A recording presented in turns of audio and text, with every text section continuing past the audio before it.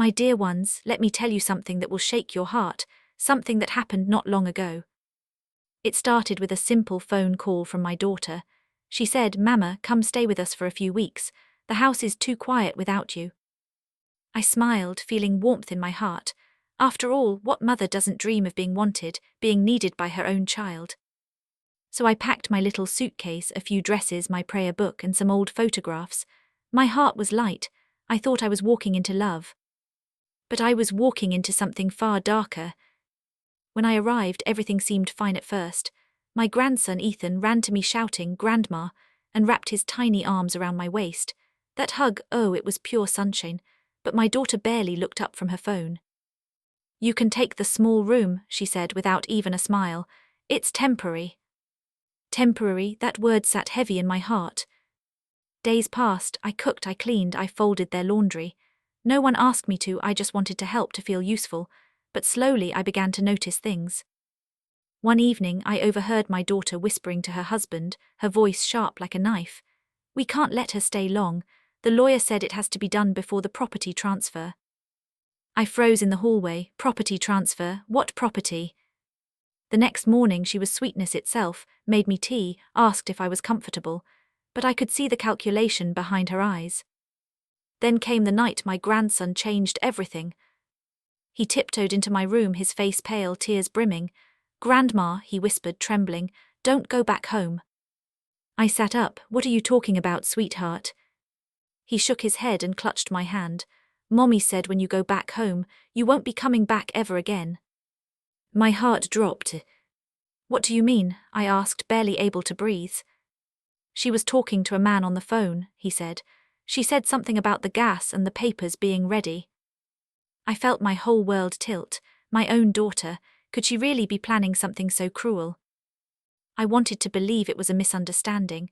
I wanted to believe my little boy had overheard wrong. But the next morning I found proof. In her drawer, left unlocked by mistake, I saw a document with my name on it, the title deed of my old house.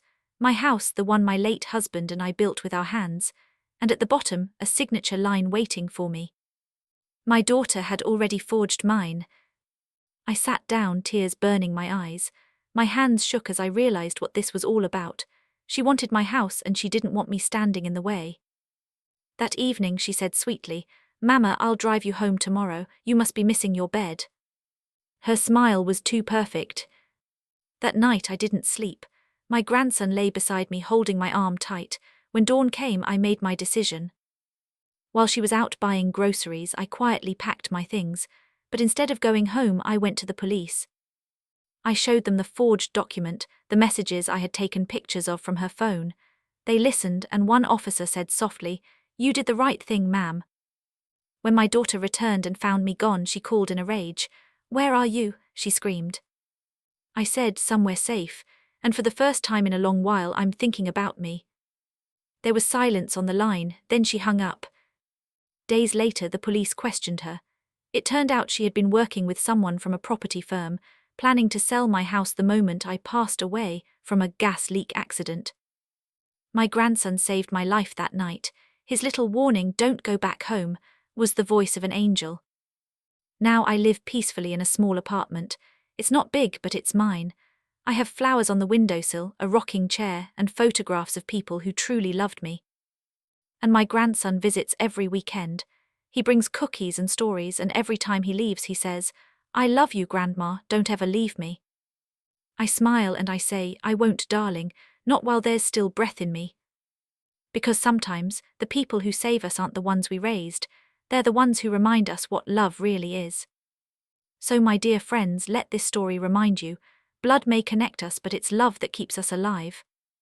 Be careful who you trust, even within your own family, and never, ever ignore the voice that tells you something is wrong. Because one small warning, one whispered, "Don't go back home," can save a life. My dear ones, let me tell you, trust is a fragile thing. You can hold it close for years, nurture it with love and sacrifice, but once it breaks, it cuts deeper than any knife. When I first went to my daughter's house, my heart was light. I thought I was walking into warmth, into family, into a place where a mother's years of love would finally be returned. But what I walked into was something that shook my faith to its very core. You see, as a mother, you never stop believing in your child. No matter what they do, you keep a corner of your heart open for them. When my daughter called me, her voice was sweet, almost childlike. Mama, she said, come stay with us for a few weeks. You've been alone too long. Those words, oh, they melted me. I remembered her as a little girl, running barefoot in the garden, her laughter like bells. I thought maybe this was her way of saying she wanted to reconnect, to care for me the way I once cared for her. So I packed my bag. I even baked her favorite pie and brought along the quilt I made for her wedding. When I arrived, she smiled, but it was a strange smile, one that didn't reach her eyes. You can take the small room, she said flatly. I brushed it off. I told myself, she's just tired. I tried to be helpful, cooking her meals, folding her laundry, sweeping the floors. I thought maybe, just maybe, she'd feel the love in those small acts. But as the days passed, I began to feel something shift. She'd whisper to her husband when she thought I wasn't listening. They'd stop talking the moment I walked into the room. And then there were the papers I saw on the kitchen counter, my name printed boldly on the top. I didn't think much of it at first, but my gut twisted with unease. Mothers have instincts. The same way I could tell when my daughter had done something wrong as a child, I could feel something dark was moving under the surface. One night I woke up to the sound of her voice. The house was quiet except for her whispering in the living room. We can't let her stay much longer, she said. The lawyer said once she signs, we're done. My blood ran cold.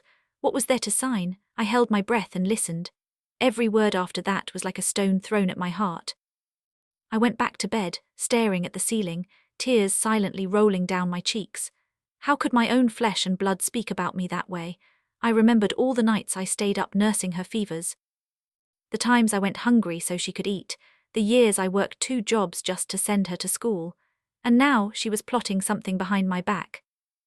The next morning she was all smiles again. She made me tea, sat beside me, and even called me Mama with that same sweet tone. But I knew now that sweetness can hide poison. I looked into her eyes and saw calculation, not love. I saw a stranger in the face of my child. When trust breaks, it doesn't do so loudly. It shatters quietly, like glass under a heavy foot. I wanted to confront her right then and there, but I couldn't. Part of me still hoped I was wrong. Part of me prayed there was a misunderstanding. That's the hardest thing for a mother, to accept that the love she gave could turn against her. But deep inside, I began to build a wall. I told myself to be cautious. I started noticing everything, the way she avoided my eyes when certain topics came up, the sudden interest in my property papers, the forced politeness that felt like performance. My daughter's home, which I thought would be a place of rest, became a house of secrets and lies. I can still feel that ache when I think about it.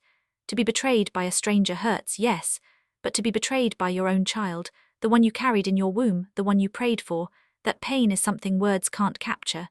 It's the kind of wound that doesn't bleed on the outside, but it leaves scars on the soul. And yet, even in that heartbreak, I learned something.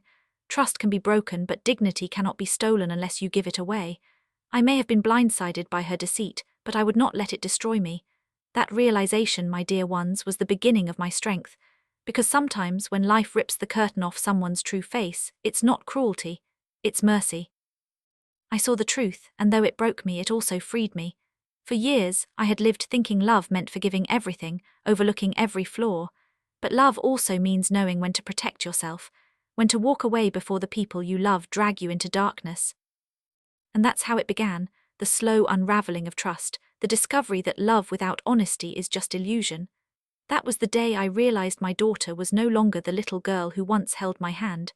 She had become someone else entirely.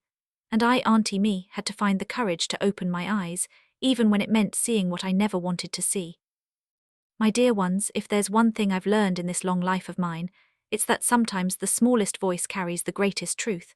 When you're drowning in doubt and heartache, when the world feels too heavy and dark, it's often the innocence of a child that shines the light you need. That's exactly what my grandson did for me.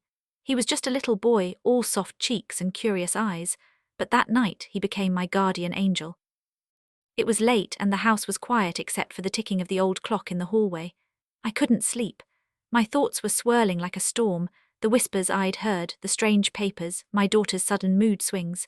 I tried to convince myself that I was imagining things, that my daughter couldn't possibly mean me harm.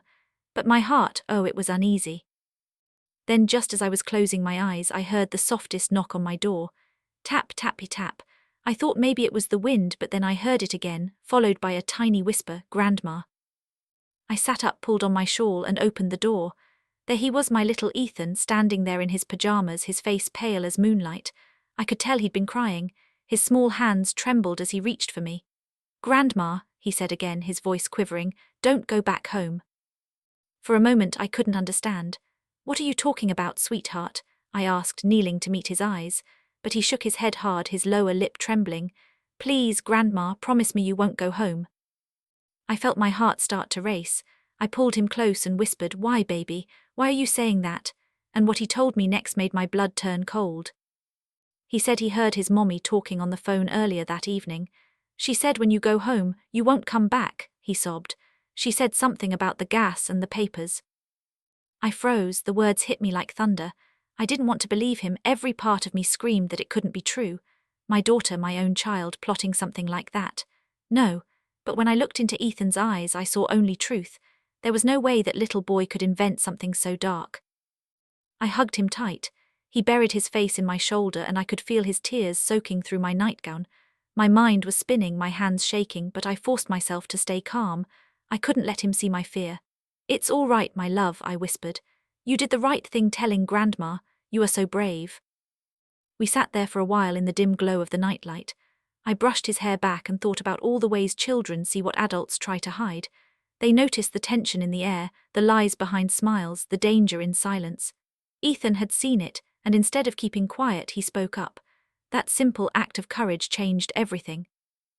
I realized then that innocence doesn't mean weakness.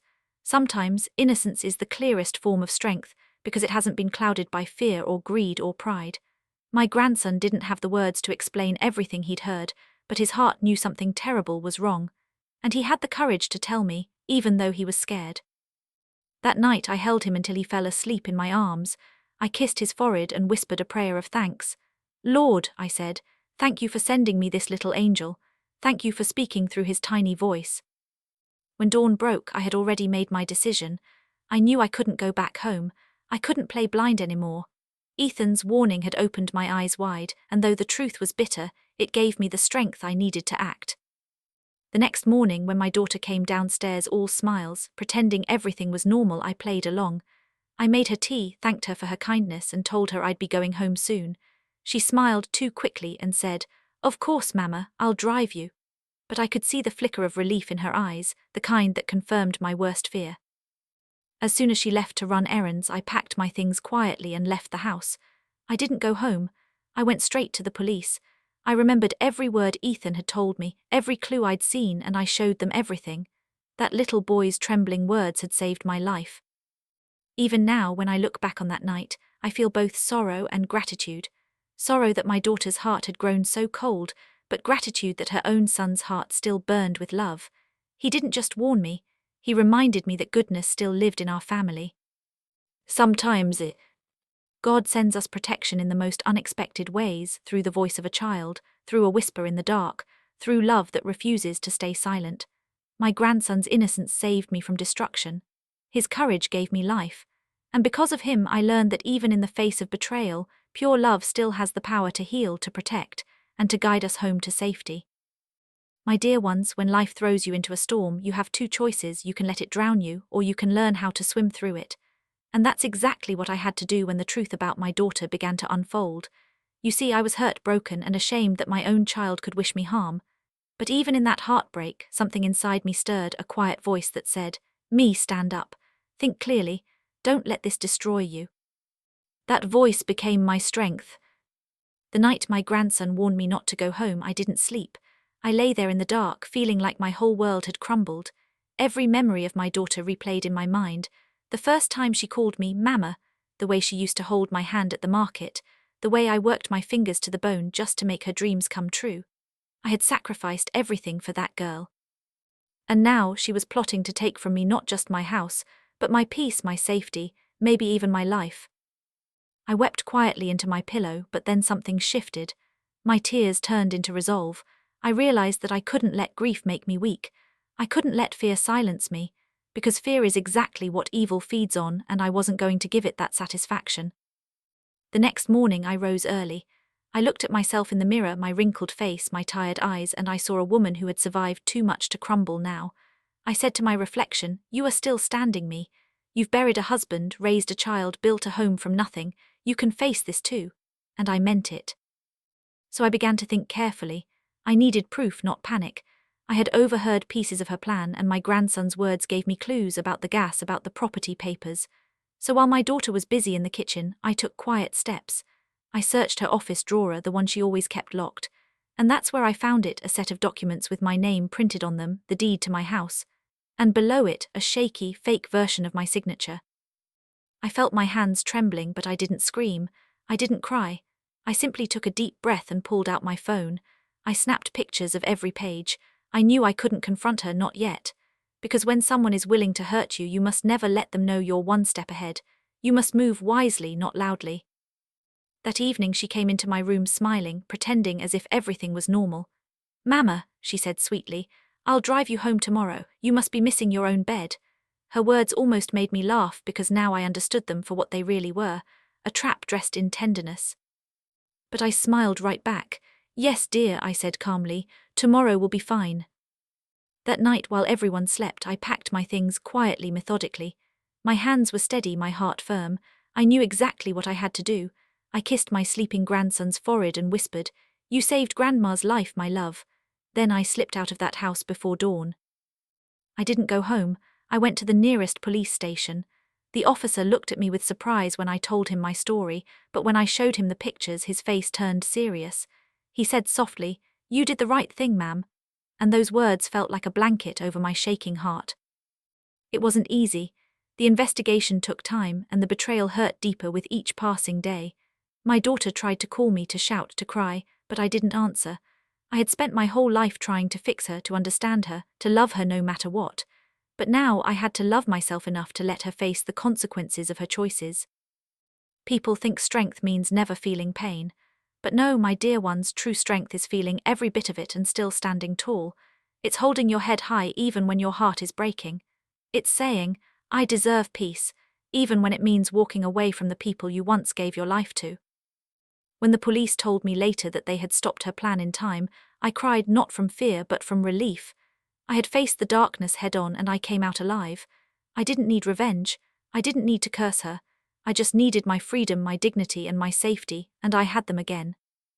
So yes, that was the moment I found my strength. Not the loud kind that shouts and fights, but the quiet kind that plans, protects, and survives. The kind of strength that whispers, "You can hurt me, but you can't destroy me." And that, my dear friends, is how I learned that awareness and courage are the best shields we'll ever have. Because when you open your eyes and act with wisdom, even the deepest betrayal cannot defeat you. My dear ones, when you've lived as long as I have, you begin to understand that love isn't always found where you expect it. Sometimes the people who share your blood are strangers to your heart, and the ones who truly love you might not carry your name at all. That truth hit me harder than ever when everything with my daughter fell apart. I had spent my whole life believing that family was sacred, that blood was unbreakable. But when she tried to destroy me, I finally learned that blood may connect us, but it is love that truly keeps us alive. After I left her house and the police took over the matter, there was a strange quiet that followed. For the first time in years, I was alone, not just physically, but emotionally. My home, the one she tried to take, was sealed for investigation for a while, so I moved into a small apartment in a quiet neighborhood, with just a rocking chair, a pot of flowers, and a small kitchen that smelled of peace. I remember the first night there. I sat by the window, listening to the hum of the city, and I thought to myself, after all that pain, I'm still here. I missed my daughter, I won't lie about that. No matter what she did, the love of a mother doesn't just vanish. It lingers like a scar that aches when it rains. There were nights I caught myself praying for her, not for forgiveness, but for clarity, that one day she would realize what she almost did, and what she lost. But deep down, I also knew that I couldn't keep chasing the idea of love from someone who had shown me nothing but deceit. I had to make peace with letting go. And then there was Ethan, my sweet grandson, the one who saved me. He became my reason to smile again. The first weekend after everything happened, he came to visit. He ran up the stairs with a bag of cookies and threw his arms around me so tightly that I thought my heart would burst. "Grandma," he said. "Mommy's mad that I told you, but I don't care. I didn't want anything bad to happen to you." I held him close and whispered, "You did the bravest thing, my love. You listened to your heart." His tiny hand fit into mine, and in that moment I realized that love doesn't always come from the direction we expect. sometimes it flows backward from the young to the old. He may have been just a child, but his love was pure, honest, and untainted by greed or pride. He began visiting every week after that. We'd bake cookies together, watch the birds outside my window, and laugh over little things. Every time he left, he'd hug me and say, "Don't ever leave me, Grandma." And I'd smile and promise, "I won't, my dear, not while there's still breath in me." That boy became my anchor, a living reminder that love still existed in the ashes of betrayal. Because of him, I found joy again. Because of him, I remembered who I was before all the hurt, a woman who could still give love without fear, who could still believe in goodness. You see, my dear ones, family isn't just about who you're born to. It's about who stands beside you when the storm hits. It's about the ones who see your tears and don't look away, who protect you even when they're small and scared themselves. My daughter may have turned away from me, but my grandson, with his innocent heart, held me closer than anyone ever did. Love is not in bloodlines, it's in loyalty, it's in truth, it's in the quiet, simple acts of care that ask for nothing in return. My daughter's love came with conditions, with calculations, with coldness, but Ethan's love, it was free, it was brave, and it saved me. And as I sit here now, sipping my tea and watching the morning sun spill across my little kitchen table, I feel no bitterness, just peace, because I've learned that losing someone who doesn't value you is not a loss, it's a release. And finding love in unexpected places, that's life's greatest gift.